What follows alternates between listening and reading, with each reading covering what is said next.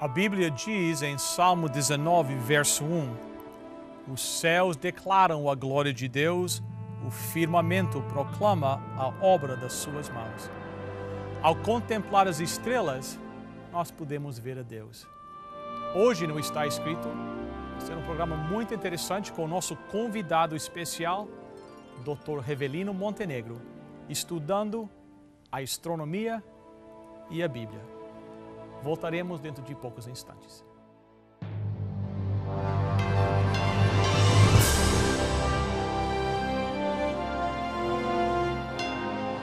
Venceu a prova do tempo. O livro de Deus, a Bíblia. Ainda relevante neste mundo complexo. Está escrito, partilhando mensagens de esperança ao redor do mundo.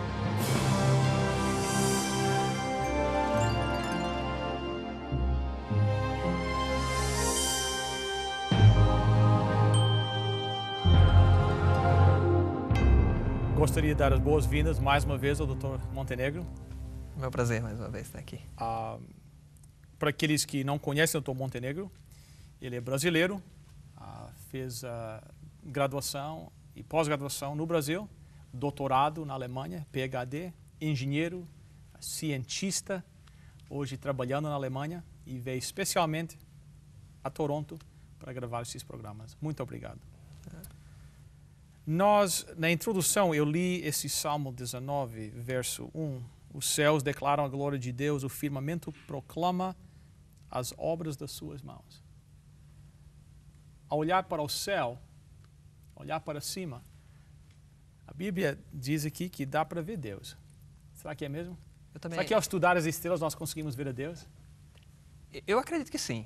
Eu acredito que é uma ótima maneira de, no mínimo, entendermos que nós somos um pontinho no meio desse universo inteiro, que é uma coisa gigante, né? A astronomia na verdade, uma das ciências mais antigas.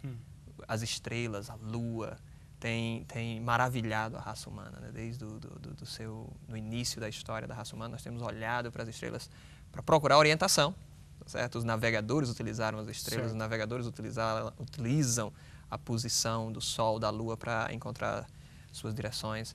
E várias coisas foram formuladas em cima das estrelas. Você sabe que da astronomia surgiu a astrologia, por exemplo, essa questão mística de observar as estrelas e a posição das estrelas e dos astros e achar que tais combinações, tais posições têm uma influência sobre as nossas vidas, né? Mas o interessante é que a Bíblia não fala nisso, mas a Bíblia fala que Deus criou tudo e aquilo tudo ali serve como um testemunho, como uma prova de, olha, existe um Criador, viu? Quem colocou essas estrelas lá em cima? Então, as estrelas são um livro também. É uma maneira de se enxergar a Deus, eu diria. É uma maneira de nós conseguirmos perceber que, olha, tem algo muito maior do que essa vida aqui, certo? Tem um texto na Bíblia que eu gosto muito, eu gostaria de ler com você. Vamos lá. No livro de Jeremias, no capítulo 33. Certo. Na nossa última entrevista, Bill, na última vez que eu tive a oportunidade de falar aqui, nós estávamos falando sobre matemática e eu utilizei esse verso para mostrar a ideia de infinito. Certo. E hoje eu queria conversar com você e mostrar esse mesmo verso mostrando algo, uma coisa mais agora na área de astronomia. Ok. Né? Então era 33, verso 22. 22, ok. Eu vou ler aqui, que diz assim, como não se pode contar o exército dos céus.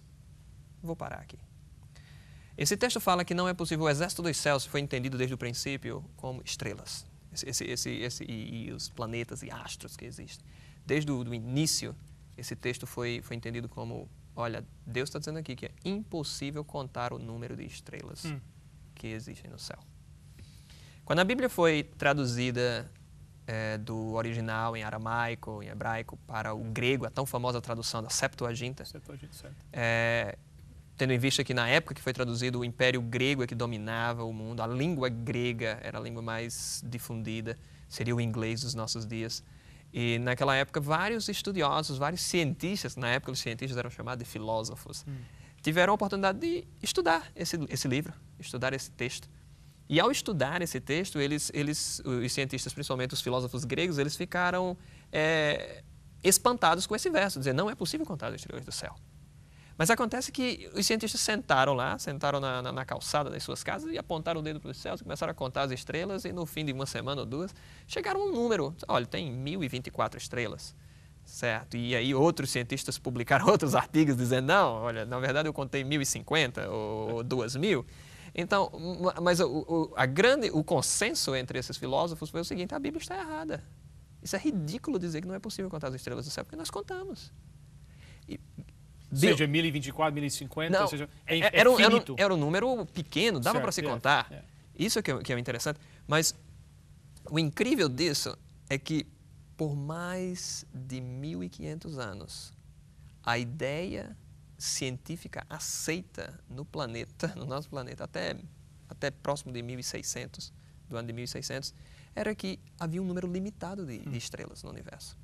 Até que o telescópio foi desenvolvido e quando os cientistas começaram a utilizar essa nova ferramenta científica, eles viram, nós estivemos errados por mais de 1000 anos. Ok, então até 1600 o número aumentava, mas era sempre Não, na verdade o número era praticamente constante. Interessante. O número era pequeno, era um número que as pessoas diziam, não, olha, dá para contar, a Bíblia é ridícula, essa história. Até que com o desenvolvimento tecnológico foi possível fabricar, né, em torno do século XV, XVI, o XVII, eles começaram a desenvolver essas ferramentas para a astronomia, foi que eles disseram, olha, nós estávamos errados esse tempo todo.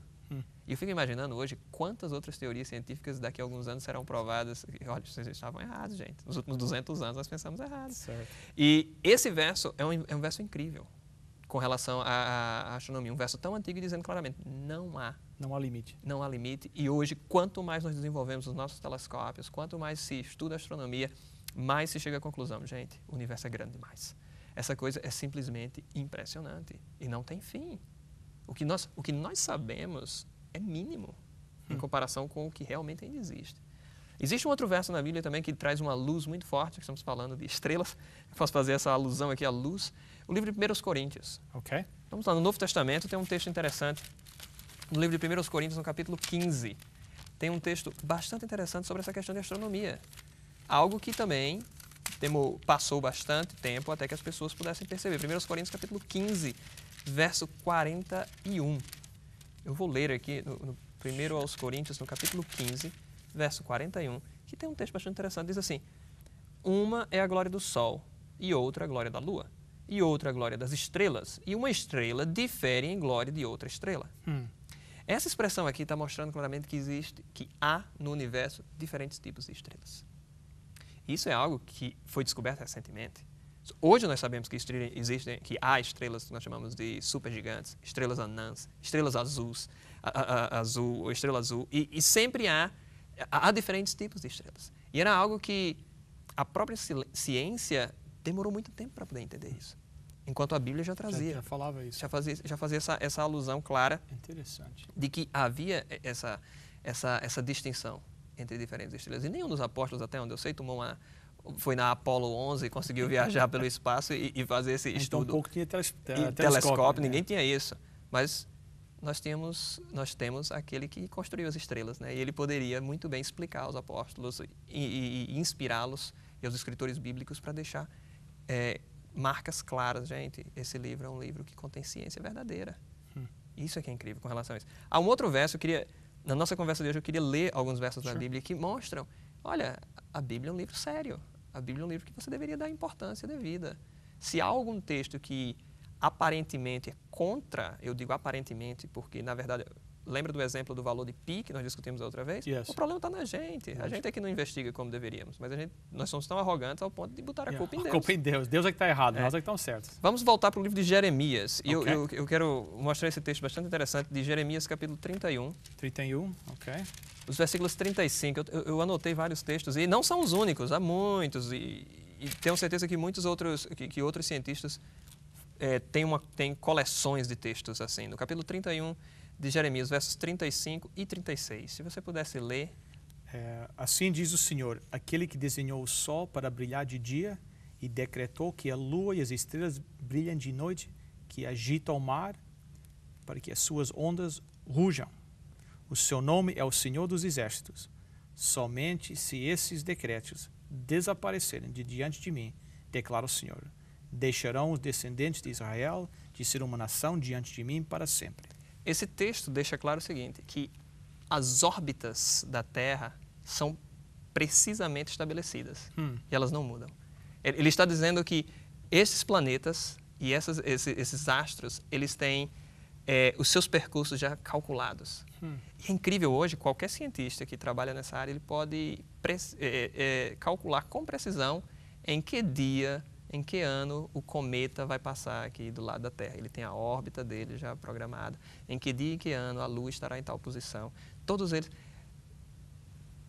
Nós seríamos muito arrogantes e muito bobos de não acreditar que, olha, no mínimo de se perguntar como é que tudo isso pode vir por acaso, como é que tanta ordem, Certo. como é que por que Júpiter não está se chocando com Plutão ou com coisas desse tipo, né?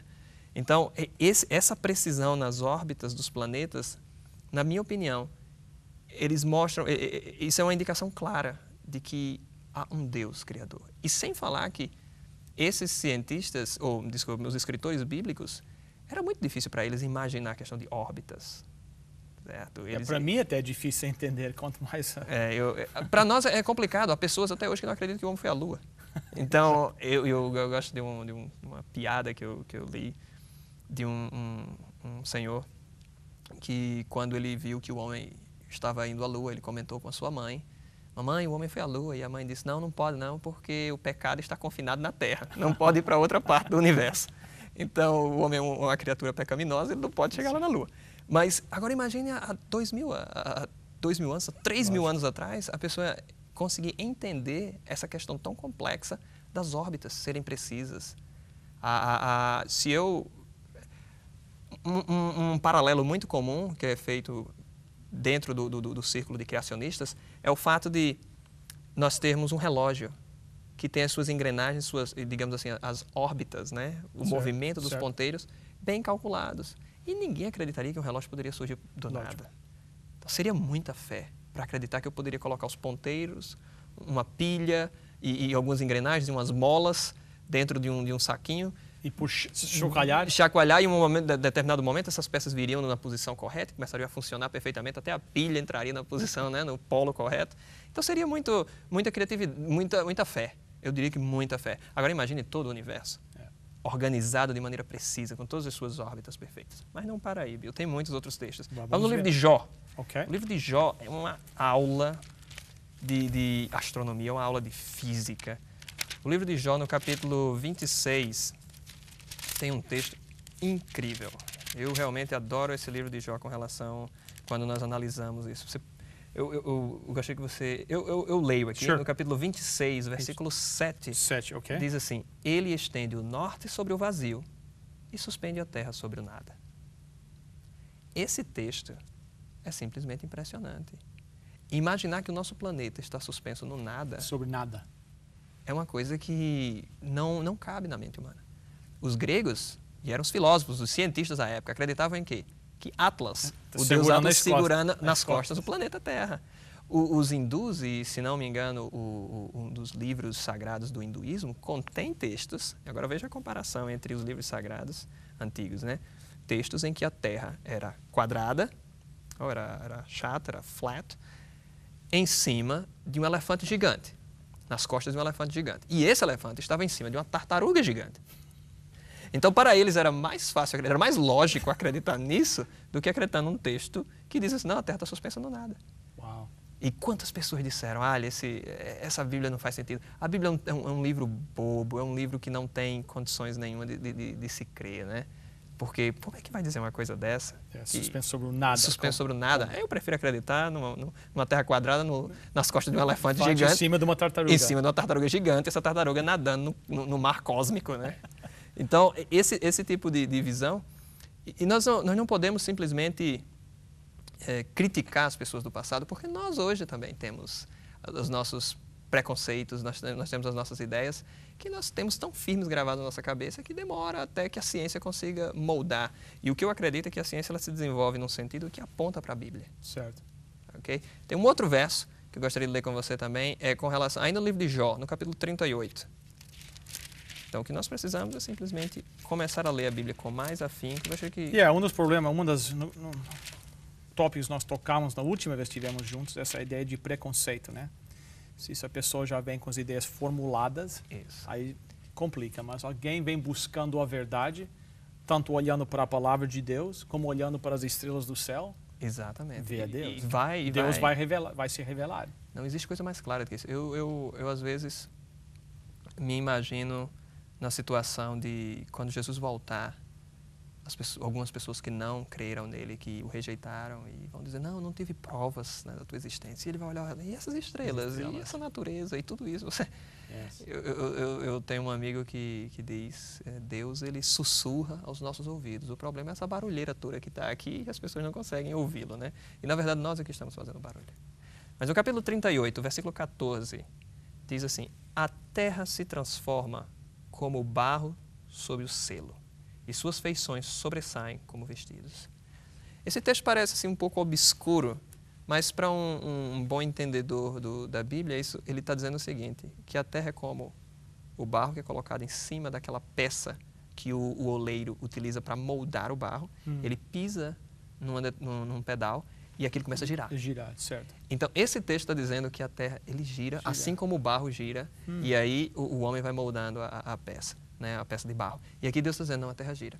Que esse é outro conceito muito complexo de se ter, de um ponto de vista, se você está sentado aqui na terra, se você não tem essa mente matemática, essa mente científica toda, se você nunca leu um livro de Isaac Newton, um livro, texto de astronomia ou de física, compreender que nós estamos girando nunca. É algo muito complexo. Mas o livro de Jó, um livro antiguíssimo, escrito por Moisés, já trazia essa ideia. E vale salientar que Moisés, quando ele foi utilizado por Deus para escrever esse texto, nós temos que ter em mente que Moisés ele teve todo o conhecimento errôneo que ele adquiriu nas faculdades egípcias. Ele poderia ter escrito aqui as ideias que os egípcios tinham sobre a natureza, sobre o universo. E não, Deus levou Moisés para o deserto, o fez esquecer de tudo aquilo. Eu vou te ensinar a ciência verdadeira. E aqui está demonstrado. Então, a rotação da Terra é apresentada na Bíblia. A rotação está suspensa no nada, só falta agora saber qual é o formato da Terra. Vamos lá para o livro de Isaías. Ok. Nós vamos agora para o livro de Isaías, no capítulo 40. Capítulo 40 do livro de Isaías, o versículo 22. Eu apreciaria se você pudesse ler a primeira parte do verso 22. Ele se assenta no seu trono acima da cúpula da terra. Certo. Aí? Cúpula da terra. Cúpula é feito em que formato, né? É redondo, né? Exatamente. Na minha versão, diz o seguinte. On the circle. Isso. Em inglês está no circle. Isso, é uma coisa circular. Esse é um outro problema muito... Para quem está sentado aqui no planeta, imaginar que esse planeta é redondo, você tem que ser muito corajoso, eu até diria, né? Você chega para um homem e diz, não, o planeta é redondo. Mas você é doido. Claro que é quadrado. Eu não vejo isso redondo aqui. Eu olho aqui e vejo tudo reto. Então, mas a Bíblia é um livro de vanguarda. Porque imagina essas ideias sendo postuladas. Dizem até que esse foi um dos textos que Cristóvão Colombo utilizou para convencer as pessoas a patrocinarem a sua viagem para tentar chegar às Índias contornando a Terra. Porque na época, a igreja dominante, ela aceitava até, muita gente diz que a Bíblia dizia que a Terra era quadrada. Não, os cientistas na época acreditavam que a Terra era quadrada. E aí a igreja dominante, como ela não tinha opinião científica, ela pegava a opinião científica da comunidade científica na época, porque ciência é algo maravilhoso, mas nem sempre a comunidade científica está correta. Certo. E eles pegaram aquela ideia e utilizavam aquilo. Mas não foi baseado na Bíblia a ideia de que a Terra era quadrada. Quando a Bíblia fala, existe um verso na Bíblia que diz os quatro cantos da Terra. Certo. Mas a expressão cantos ali está relacionada com os pontos cardeais. E, por incrível que pareça, até hoje é a maneira mais simples de se orientar no nosso planeta através dos pontos cardeais. Norte, sul, oeste. Exatamente. Então, isso é muito mais lógico. E a Bíblia, quando se refere a esses quatro cantos, ela está se referindo a isso. Está se referindo a essas quatro direções que qualquer pessoa utiliza até hoje para se orientar. Mas esse texto aqui deixa claro, a Terra era redonda. E confiando em textos bíblicos, provavelmente foi o que aconteceu com Cristóvão Colombo. Confiar nesse texto e seguir. Porque a preocupação ali é chegar à beirada do mundo e cair, né? E havia esse medo realmente. Muitas pessoas não viajavam Porque diziam, não, tanto é que o nome Inglaterra é Inglaterra porque significava o ângulo da Terra. Eles acreditavam que logo após a Inglaterra, a Terra quebrava ali. E aí só você imagina o navio indo e pum, caindo lá no cantinho da Terra, no ângulo da Terra. Mas temos mais versos de astronomia. Vamos lá no que está relacionado agora, trazendo um pouco mais para a Terra, o livro de Eclesiastes. Ok. O livro de Eclesiastes também traz um texto interessante. No capítulo 1, versículo 6, tem um texto bastante interessante sobre a questão da nossa atmosfera. Ok. Pode ir. Capítulo 1, versículo 6 diz: o vento vai para o sul e faz o seu giro para o norte. Continuamente vai girando o vento e volta fazendo os seus circuitos. Olha a expressão circuitos. Hoje nós sabemos que nós temos aquela circulação da atmosfera em que os ventos vão saindo de um lado, passando para outro, que até os furacões se repetem. Por que todos os anos nós temos os mesmos furacões atingindo, por exemplo? Aquele ciclo continua. Exatamente. Né? Esse movimento, né, de massas gasosas, né, em que nós temos o ar ou o vento indo em determinadas direções e aí ele volta e faz... E tudo isso estava descrito aqui na Bíblia. Agora imagine uma pessoa lá no Oriente Médio, há 2.600 anos atrás, ou 3.500 anos atrás, conseguir dizer isso. Conseguir, sem nenhum conhecimento científico, simplesmente fazer aqui uma declaração: olha, o vento vai, depois ele vai voltar, e ele tem um circuito dele. Só por Deus mesmo. Só poderia ser algo trazido ou desenvolvido na mente maravilhosa de Deus. Deus, claro que Deus ele deixou muita coisa em aberto dentro da Bíblia para que eu e você pudéssemos pesquisar, certo? Deus é aquele que ele nos incentiva. Eu mencionei isso anteriormente. Deus é o melhor de todos os professores, porque ele é aquele professor que faz com que o aluno se empolgue e vá atrás de descobrir. E quando você descobre, é muito mais bonito. Lógico. Então, isso em vários aspectos da Bíblia, desde a ciência da criação até a ciência da salvação e depois da transformação, de uma nova vida quando Jesus voltar. Né? E agora imagine que eu espero por esse dia, quando Jesus voltar, nós podermos visitar outros planetas, né? Conhecer outros planetas, viajarmos através do universo, que é uma coisa incrível. Existe, além dessa circulação do ar, né, que é uma demonstração clara de que Deus ele tem o domínio sobre isso, existe um outro verso que eu queria trazer para você, está no livro de Jó, que, como eu falei, o livro de Jó é uma verdadeira aula de física. Esse texto é bastante interessante, o livro de Jó, capítulo 28. No capítulo 28 de Jó tem um texto bastante interessante. Eu não sei como é que está na tua versão, mas eu gostaria que você lesse aí o capítulo 28, verso 25. 28 e 25. Quando ele determinou a força do vento e estabeleceu a medida exata para as águas. Ótimo. A expressão força, nesse caso aí, é a mesma traduzida para peso. Esse texto estava declarando que o vento tem peso, o ar tem peso. E você sabe quando é que os cientistas descobriram que o ar tinha peso? Não. 300 anos atrás. Então, até 300 anos atrás, ninguém imaginava que um balão com ar era mais pesado do que um balão vazio. E a Bíblia já dizia que o ar, ele tem peso. Ele tem a sua... ou seja, que ele tem uma certa força aqui. E esse texto é interessante para nós. Esse texto é super...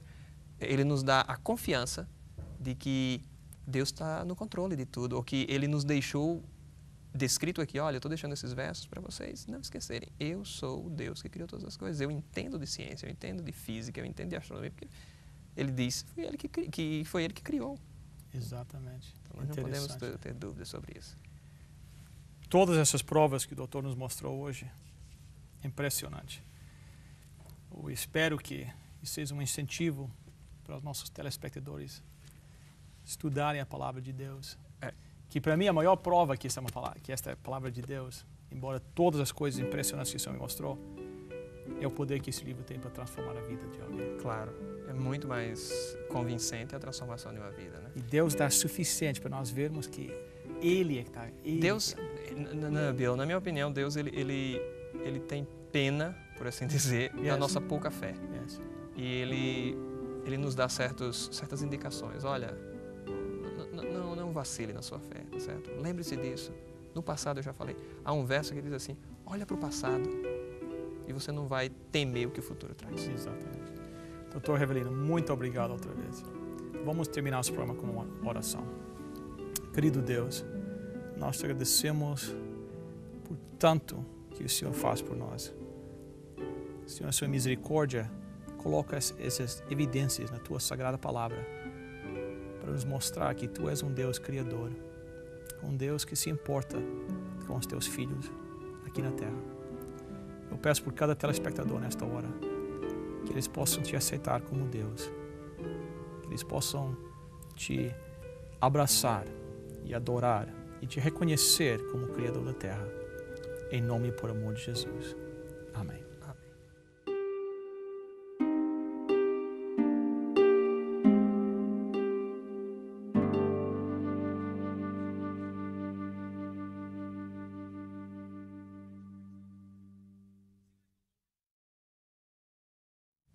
Doutor Montenegro, muito obrigado pela sua presença. Quem sabe um pensamento para encerrar o nosso programa hoje. Nós poderíamos encerrar esse programa lendo o verso que você leu na introdução. O livro dos Salmos, no capítulo 19, verso 1, diz: os céus declaram a glória de Deus e o firmamento proclama a obra das suas mãos. Eu acho que não há verso mais bonito para dizer que, olha, esses céus aí mostram que há um Deus Criador. Muito obrigado. Na próxima semana, nós estaremos aqui de volta. Até lá, lembre-se, está escrito: nem só de pão viverá o homem, mas de toda a palavra que procede da boca de Deus.